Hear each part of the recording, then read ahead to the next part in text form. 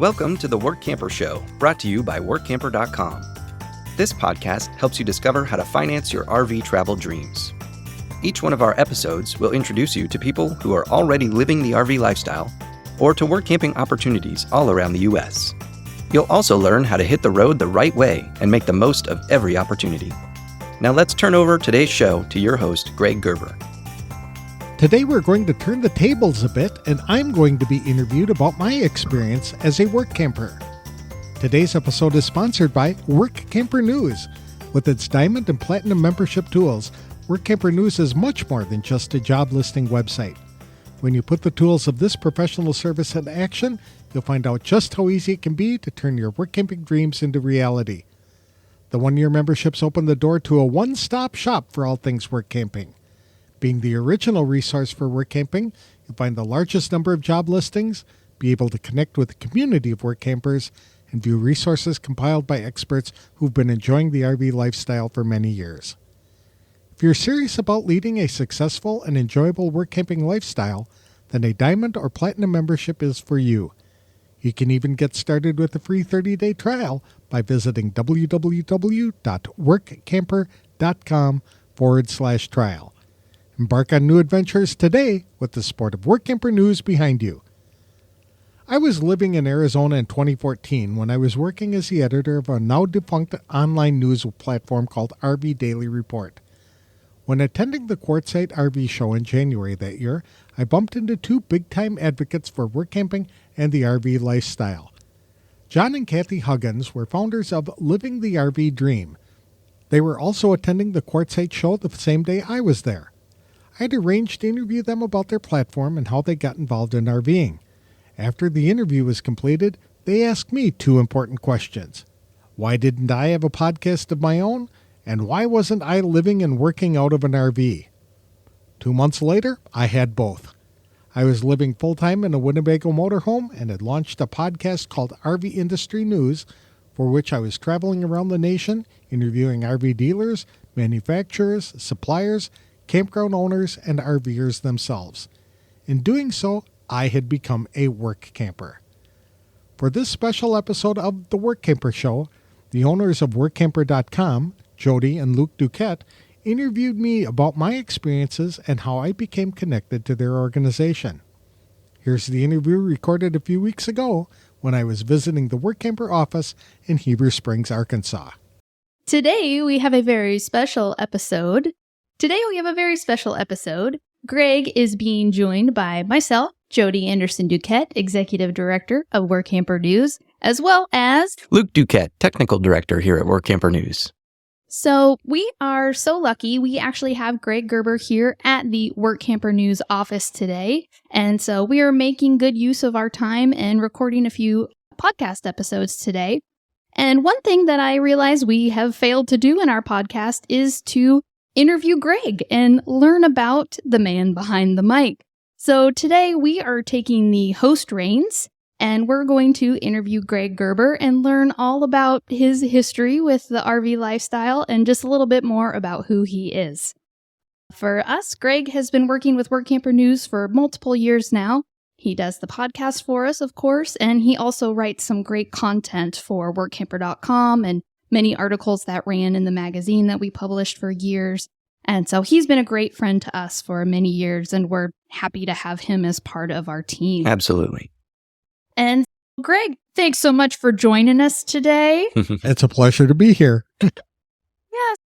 Let's learn a little bit more about your background. So what were you doing before your entry into the RV lifestyle, and what got you into the RV community? You've played a lot of different roles, I know. Sure. I have a degree in public relations, and I was working at a job for a nonprofit organization for 4 years before I decided I needed a change. And I always wanted to go into writing.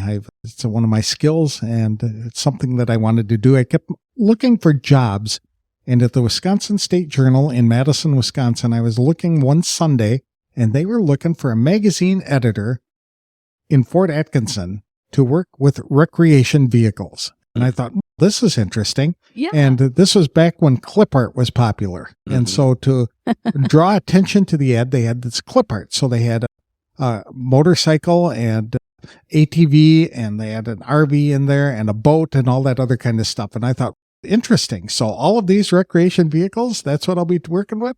So I applied and I got interviewed and it worked out really well. It was a nice interview. And they were not sure because I didn't have any experience editing a magazine. I had edited a newspaper when I was in the Air Force. Almost the same thing. Yeah, almost the same thing. And Yeah. in fact, the deadline is much faster. True. Yeah. It's a weekly rather than a monthly. Wow. And so they weren't sure. And I left the interview thinking, I don't know what's going to happen.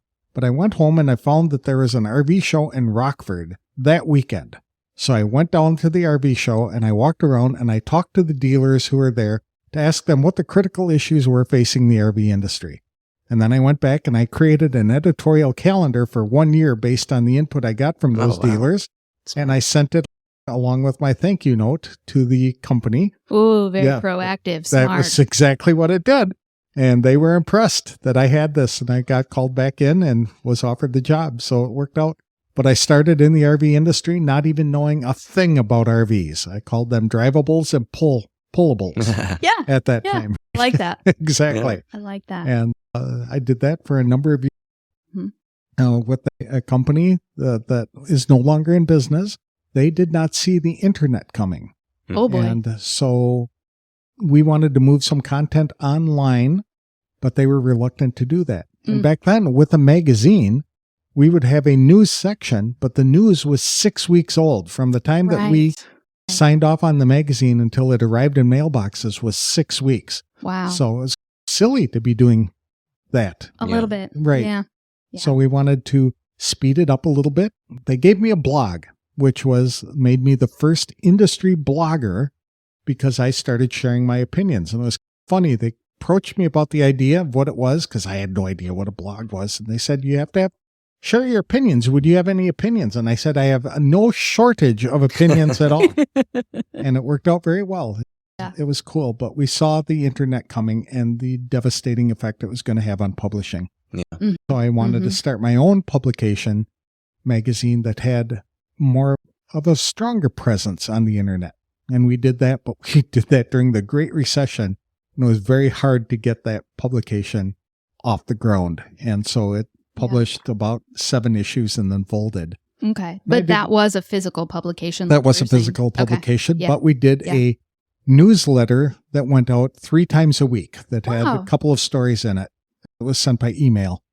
And so when that closed, I didn't know what to do. And I had this idea that maybe I would start a daily newsletter on my own. Yeah. And just gather all the news I could find about the RV industry and RVs and then send it out every afternoon at 4 o'clock Eastern time.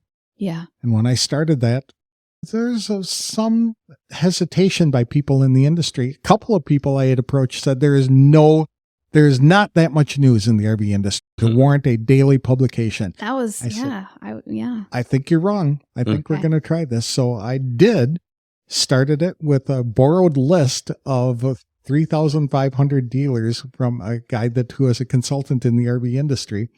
Sent out the first issue and we started doing a daily newsletter after that. What's funny is within 6 months, all 3 of the magazines in the RV industry had daily newsletters. Oh, wow. Yep, exactly. Wow. So it was really cool. It caught on. It caught on, yes. Yeah. And there really was enough news for a daily newsletter. There was more than enough news. We often had 20 stories every day. And with the internet, like you said, that probably made it a little bit easier to acquire different stories and information and connect maybe with more people than you had access to before. Yep, exactly. Cool. And the thing that I liked about magazine publishing is we had a cover story every month. So I would fly to a different dealership every month and interview the dealer. And that was always fun to go to somebody's business and get a tour of that business. And as I would walk around, I'd see things that I hadn't seen other places. And I'd ask the dealer to explain what it was. And that was what made them unique and what made them successful. And I would report about that. I'd write that in the feature story and share that with my audience. And those were my favorite things to do. And when I no longer had a magazine, I couldn't do that. Yeah. I was running press releases and interviewing people as I could.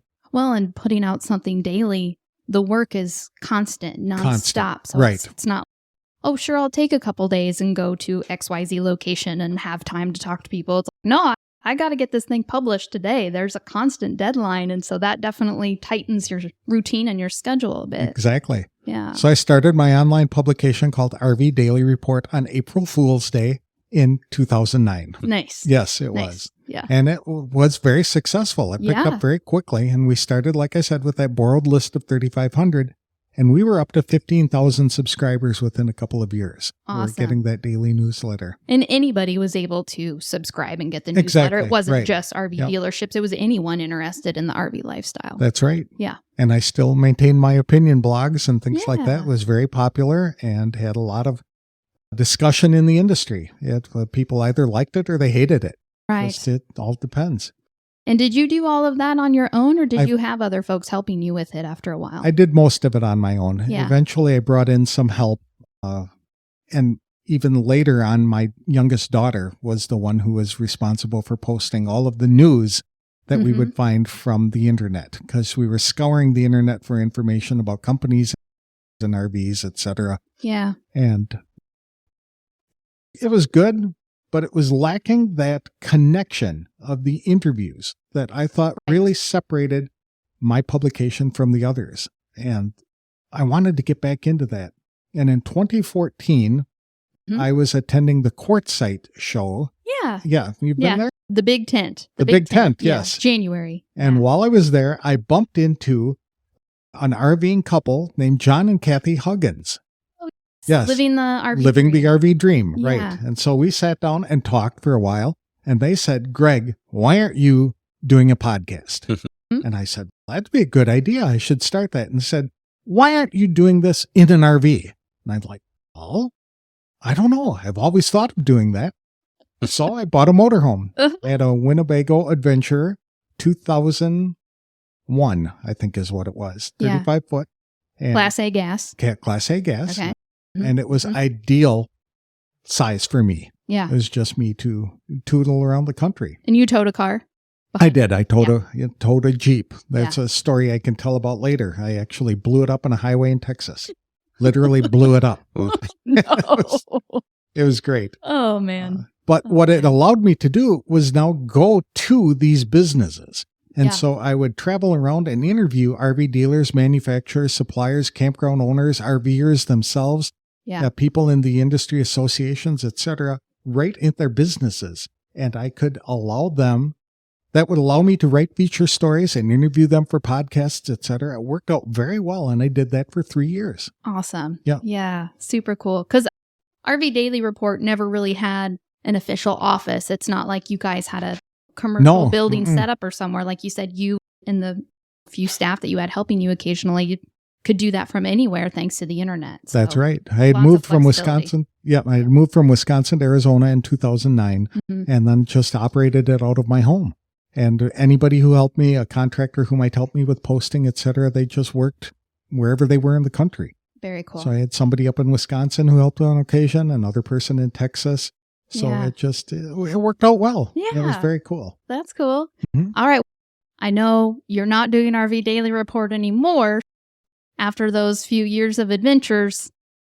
What's the rest of the story, Greg? It was interesting. While I was on the road living the RV lifestyle, it opened my eyes to some serious problems in the RV industry. Sure. I could not get my RV fixed, and I didn't have the skill to do it myself. So you tried to find a dealership that would work on a motorhome. That's difficult because not everybody works on a motorhome. And then you had to you make the appointments weeks in advance. Yeah. And I was moving every 3 to 5 days for 3 years.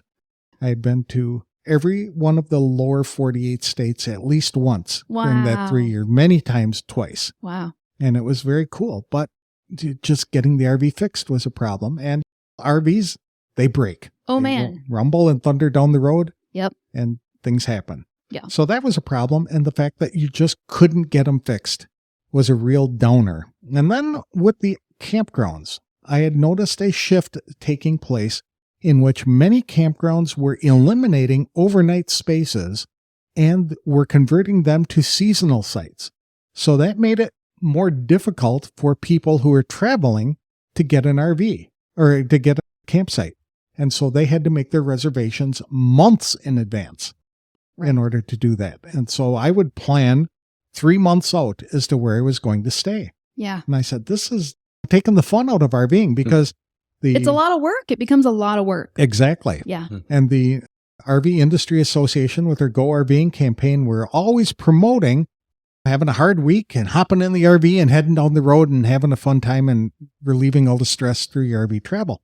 You just couldn't do that anymore. Right. And then the fingertip to fingertip where the campgrounds were packing more and more RVs in there. So, slide to slide. Yep. Yes. The Go RVing commercials were showing these people off in the wilderness and in this beautiful open areas. And that's not what campgrounds were. So no, not campgrounds. Boondocking, sure. But exactly. Yeah. Yeah.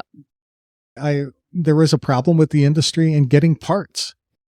People were waiting weeks to get things fixed because they couldn't get the parts back. And people were buying new RVs and spending the first 2 years in a dealership fixing all the problems. Yeah. So I wrote about that. I developed a series of 8 editorials that I named the RV Death Spiral. And I addressed each of these things, and I said that if the industry did not address them, there would be no viability in the RV industry in 20 years. Sure. It would collapse under its own weight. Yeah. Yep. Of the problems. Yep. The consumers loved that. Of I had course. 250,000 people read that series. Yeah. Everybody could relate to it. If you owned an RV, you could, yes. Yeah. But it ticked off some very powerful people in the industry who did not like that. Yeah. And they actually orchestrated a boycott on my advertisers and said, if you're going to support him, we're not going to support you by putting your products on our RVs. Yeah. And so they all, one at a time, while I was out on a cruise ship, I started getting, I took 2 weeks off every year because I needed the break. And that particular year I was on a cruise in the Caribbean and then started getting emails and phone calls from advertisers pulling out. Man. And I lost 13 advertisers within about 4 or 5 weeks. And it was just very hard. Terrible way to have a vacation. It was. Yeah, absolutely. Yeah. So I eventually sold RV Daily Report to a good friend of mine who thought he could run it. And he bought it at the time he was starting the National RV Training Academy. Oh, that's right. Because Terry Cooper saw what I wrote in the RV Death Spiral and said, he's right. We do not have enough technicians to properly repair these things. So he started a business to train them. And I guess he saw RV Daily Report as a way to promote that and to maintain it. So he bought it. Yep. But he was so busy doing these other things that RV Daily Report didn't get the attention that it do. Yeah. The editor wasn't as aggressive as I may have been in covering some things. And it just didn't work. So I bought it back a year and a half later. Okay. And tried to make a go of it and found that the industry had changed even further in the year and a half that I had been gone.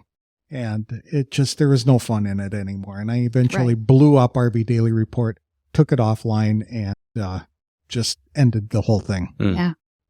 And that's a lot of work. And for those folks who maybe, you've never ran a website and you don't know how that things work, like running a website isn't inexpensive. Like it costs money to do the hosting and maintain all the things and the security and the database of your subscribers and all of that stuff. Not to mention sending the emails. Exactly. Yes. Exactly. Yeah. So yes, that's why there are ads and things like that on news sites and stuff. And, right. And so you have to have that income in order to keep going. And most of us don't want to work for free. Right. You want to be able to eat and live and all that stuff too. Yeah, having the advertisers pull, it's not like you had this source of funds coming in from somewhere else to support you. Right. Yeah, without the advertisers and the funding, it would be hard. And just the attitude of, the community and the industry in general, that would be a struggle to continue going. Exactly. Sure. I could have laid off the people who were helping me with the posting and things like that, but then I would have been doing it all. Yeah. And it was not fun anymore. So I stopped doing that. And fortunately, the folks at NRVTA said that they would hire me to help write press releases and things like that and start a podcast for them. And then you folks approached me and said, hey, wait a minute. We need help too. We know who you are. Yeah. Yes. And so I got to start this podcast. and also do some writing for the magazine. Mhm. And it's been a very fun partnership for many years. Good. Yep. Good. Yeah. And are you doing anything else in addition to the work you do for us and our VTA? I started a new platform a few years ago because after everything blew up with RV Trade Digest or with RV Daily Report, Mm-hmm. I went into a funk. I really didn't know what I was going to do. That was my sole purpose for a bunch of years. Yeah. And so my entire life was wrapped around doing that. And when that went away, I really didn't have anything that I could do. And so it went into a very dark time. And then COVID hit. Oh, no. It pushed me into isolation, and everybody else was in isolation and all this kind of crap that was going on. And I really didn't know what I was going to do. And so I talked with a mentor of mine in 2021. And I was bearing my soul about things that I could do or wanted to do. And he said, I think a lot of people over 50 struggle with those kinds of things. They are pushed out of jobs that they love, or they just feel that there's more to life than what they're doing.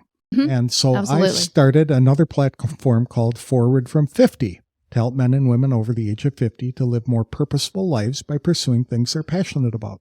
So I've been interviewing those folks and learning more about purpose and trying to help people identify a purpose for their life. That's awesome. Yeah. It is. So cool.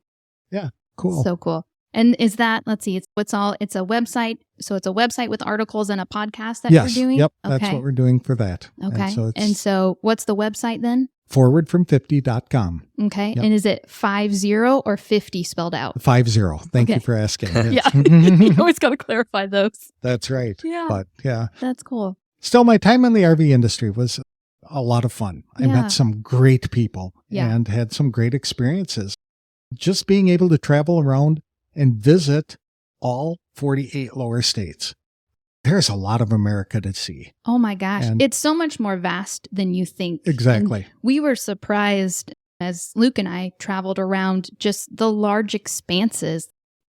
If you spend so much time maybe in an area that's a bigger city, you just think, oh, there's lots of people and businesses everywhere all the time. And especially if you start going west, it's just, we haven't seen anything for miles. There's nothing out here. And you just don't realize that until you start driving down the highways and byways of the country. It's exactly. Really cool. Yeah. And that was one of the mistakes that I made when I was living the RV lifestyle, is because I was moving every 3 to 5 days. I really didn't get an opportunity to enjoy that area. And work campers, they have the opportunity to spend an entire season in one area. So they explore all of the things to do in that area. They get to explore the foods and try all these different things. And they just do it on a much slower pace. And so I'm envious of the work campers who can do that. Yeah. Yeah. Oh, man. No, I'm with you. That is like moving that often. It's a lot of work just to set up, and the takedown of the RV specifically is a lot of work. And then, like you said, finding and lining up the campsites and figuring out your route. And obviously there's apps and technology that make a little bit, makes that a little bit easier now, but it is still a lot of work. So when people are considering the RV lifestyle for their future, they're like, oh, we're going to move all the time and week to week. And I'm like, okay, give that a try, but you may want to consider a slower pace. Yeah. They say we're going to spend a week in every state, and it's okay. That will work in Rhode Island. Exactly. Because there's enough to do in a week in Rhode Island. But you get to any other state, Wisconsin, even Arkansas, there's enough to do something new every day for more than a week. Absolutely. So it's hard to move that quickly into, you really want to enjoy that experience and slow it down, folks. A lot of people get into the RV lifestyle and they do the same thing I did. They move quickly to see all that they can, and then they slow it down a bit and go back to their favorite places and really hang out there for a little while. Yeah. But I learned some very valuable lessons the hard way while I was RVing. One of them was, I remember this distinctly, in Kansas City. I pulled into a KOA, and I'm in the back. I pulled into the campsite, and I'm unhooking my tow vehicle. And for some reason, it's not coming out very quickly. Yeah. And it had done that in the past, so I knew what to do. And I went inside, and I got a hammer and a screwdriver, and I start Been taking there, out done that. Yep, you've done that. Trying to knock the pins out. I did. And when the second pin came out, the vehicle started rolling away. Oh, no. Because I had not forgot to set the brake and all that kind of stuff. And so we're on a hill, and I'm sitting there holding this, Jeep, trying to prevent it from going, looking around to see if somebody could help me, and there was nobody available. And I had a brilliant idea.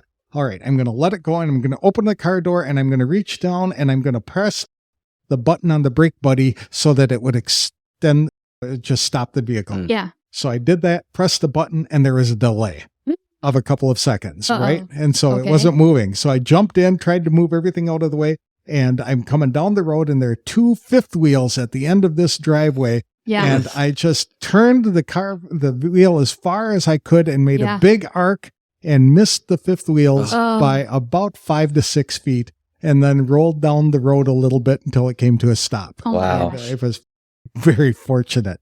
Jeez. See, they don't teach you how to do this kind of stuff when you buy an RV. Yeah. No. It is a lot of trial by error. Oh, yeah.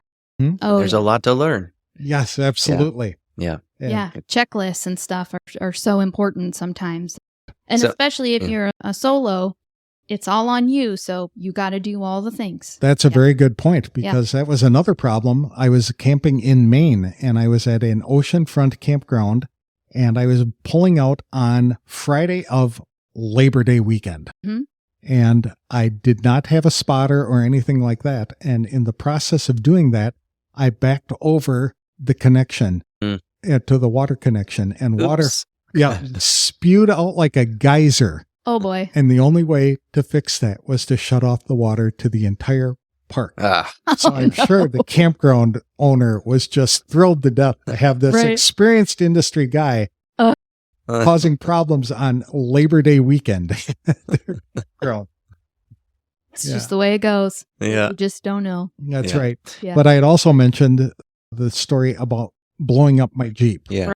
And I was traveling through Texas and pulled over at a campground in Fort Sumner for the night. Yeah. And I left everything intact and just went in, took a nap or slept for a little bit, and got back in, turned on the car, and started driving down the road because I had never changed anything. Right. I didn't think that was going to be a problem. However, all of the oil had settled out of the transmission. I had to start the car to get the oil working through the gears and let it run for a little while. Mm-hmm. I did not do that. So I'm about 3-4 miles down the road, and I hear a loud bang. And I look back, and there's all kinds of stuff on the highway. So I pull over quickly, and I look, and I had actually blown a hole in the floor of the Jeep. Jeez. Yes. Wow. The transfer case blew up, and it took out the transmission and all of the electrical lines, the gas line, and everything else like that. So it just died right there on the highway. There's nothing I could do. Oh my Pulled gosh. it away, and it's resting in pieces somewhere in Texas. Yes. Oh no. Yeah. Got to exercise the gears first. That's right. Yeah. And again, they don't teach you that really. Exactly. There's a lot of things to think about when you're trying to set up and take down an RV. That you need to devote your full attention to doing that. You can't be distracted with other people asking you questions or anything like that. Right. Yeah. Absolutely. Mm-hmm. Absolutely. Yeah. We've never had anything like that happen, have we, Jody? No. Never blew up a car, but No. Things are going to happen.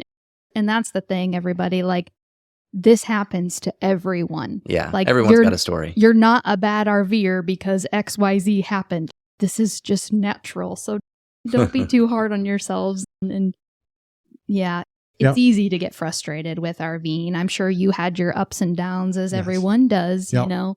Yeah. So it was it 3 years then you did I did it for RV? 3 years. Yep.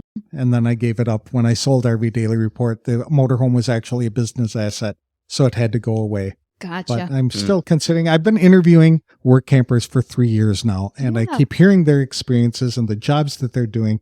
And it's just so exciting to me that I'm tempted to get another RV just so I can experience the work camping lifestyle, because some of these jobs that I've been hearing about and talking to people about just sound like they'd be so much fun to work for a season. That's awesome. Yep. Yeah. I think it's time. Yeah. It's time. There we go. Yeah, for sure. So, hopefully someday you'll get back into it. hopefully someday. And then also Workamper does provide opportunities for people who don't have RVs. That's true. Right. So Yeah, that's we've been true. talking a lot about that. Yeah, this week, I think. And it's usually about 12 to 15% of the job listings that we see coming through workamper.com Yeah. has some kind of housing provided, whether that be dormitory style, which I know you weren't as, I don't know about living in a dormitory, but sometimes it's a Right. park model. Sometimes it is an RV and Right. or apartment or a house. So yeah, absolutely. Folks don't have to have an RV to get started work camping.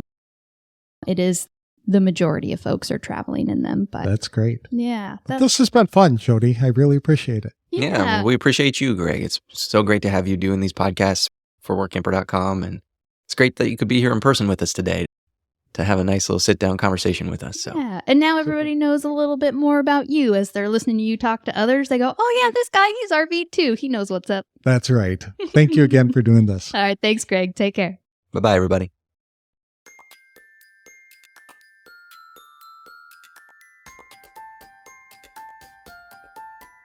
It seems rather silly to thank myself for being a guest on a show I hosted for almost 4 years, so I'll say that I was thankful for the opportunity to share my story with other work campers. There are a few takeaways from my own experience. First, despite the work camper movement being 36 years old, many people still don't understand what work camping is all about. I was an influential editor of a major RV industry news publication, and I still wasn't sure until I encountered John and Kathy Huggins at the RV Rally. In fact, I had published press releases from Workamper News for 14 years, but I didn't meet anyone from the organization until I was work camping myself. When work campers describe their experiences with others who are involved in or learning about the RV lifestyle, that's how work camping continues to grow. The second takeaway is that people think work camping only involves working at campgrounds in exchange for a free RV site. While that may have been the case when Workamper News first started in 1987, the advancement of laptop computers and, more importantly, cellular internet service has opened the door to many, many more work camping opportunities. We define work camping as doing any type of work while living in an RV. That includes paid jobs as well as volunteer gigs. Many people today operate businesses of their own from an RV while experiencing a variety of cultures, historic places, and scenic areas. Personally, I think Workamper News has done more than any other company or RV industry advertising campaign to drive down the average age of RV ownership. For generations, many people have dreamed of owning an RV and traveling around the country someday when they retire. When I started working in the RV industry as a journalist in 2000, the average age of first ownership was 65. Thanks to making short-term jobs available to thousands of RVers, more people than ever are opting to embrace the RV lifestyle while they are still young enough to truly enjoy everything the experience has to offer. It was fun being interviewed about my own experience on a podcast I typically host, and I appreciate Jody and Luke Duquette for coming up with the idea. Today's episode was sponsored by Workamper News.